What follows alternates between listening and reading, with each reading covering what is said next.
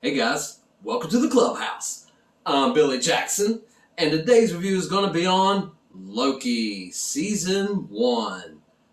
Alright, this makes the third show in the MCU TV series that they're doing, and I have to tell you, I really liked it. I didn't like it as much as WandaVision. I think that's still the best one that they've done so far. And they've only done 3, so, they have a lot more to go. I mean, this year alone, we're going to get What If next, Hawkeye series, and Ms. Marvel. So I'm looking forward to those shows as well. But so far, I think they've done a really good job. But when you have a 6-episode series like this season was only 6 episodes, and 2 of those episodes are filler.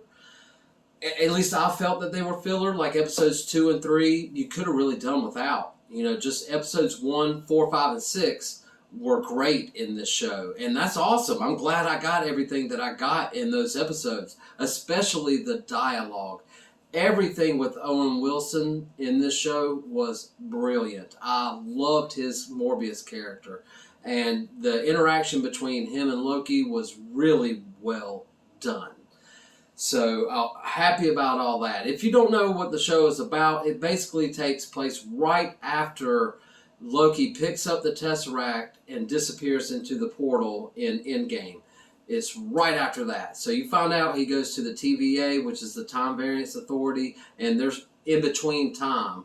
And they try to keep the timeline sacred, and not branch off into all these multiverse realities and stuff, which... I'm not going to spoil anything about it, but it gets into the multiverse of the MCU. And I love that kind of stuff. I mean, hell, my stories that I write are about multiverse theory. So I like the premise of the show. I just thought that a couple of the scenes with Loki and the female Loki were unnecessary. And I had a problem with him fighting guards and barely taking them on when he has taken on Thor and won, and he is a god.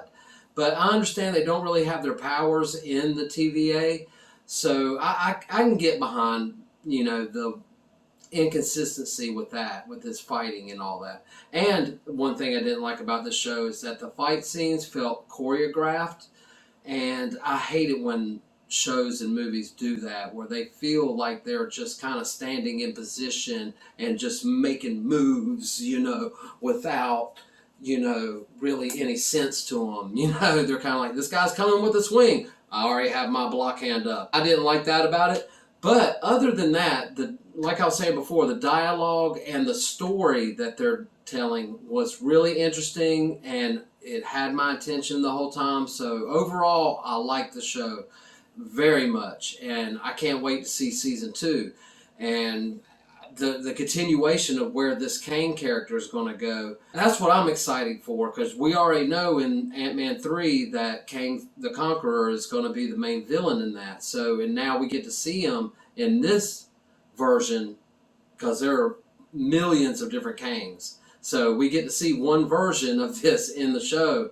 So I was happy to see that, knowing that he's coming in Ant-Man. So I'm excited about it. I can't wait for everything in the future of not only this show, but all the shows that they're doing and all the future movies. I've loved the MCU overall as a whole. It's my second favorite franchise, being Star Wars #1, of course.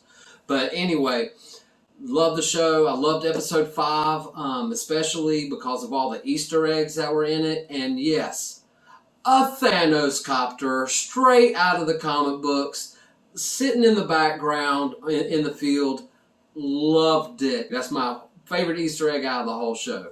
But yes, this show is worth watching if you want to see where the future of the MCU is getting ready to go, especially with Doctor Strange Multiverse of Madness. It's going to be about what happens in this show. So I definitely suggest watching it.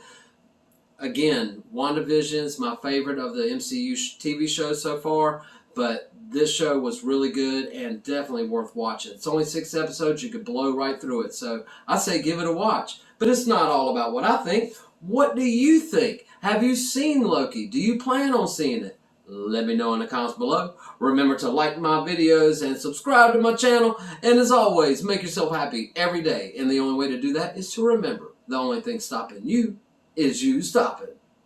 Bam!